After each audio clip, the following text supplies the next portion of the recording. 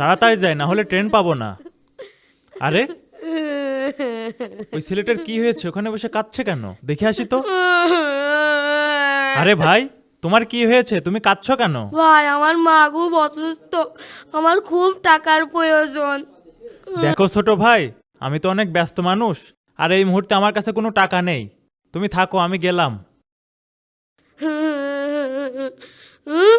এটা কি? এটা তো মানি ব্যাগ।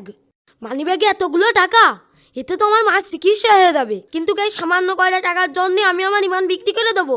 না, যার মানি ব্যাগ তাকে ফেরত দিয়ে আসি। Sir sir sir sir sir sir, হ্যাঁ, কি হয়েছে? আপনার মানি ব্যাগ ওই জায়গাটা ফেলে দিয়ে এসেছিলেন।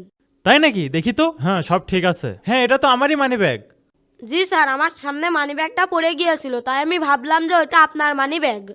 ছোট ভাই, আমি ইচ্ছা করেই ওখানে মানিব্যাগটা ফেলে রেখে আসছিলাম তোমার সততা পরীক্ষা করার জন্য।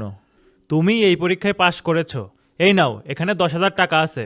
এই টাকা দিয়ে তোমার মায়ের চিকিৎসা করবা। স্যার, আপনার এই ঋণ আমি কখনো শোধ করতে পারবো না। ঠিক আছে ছোট ভাই, এখন যাও।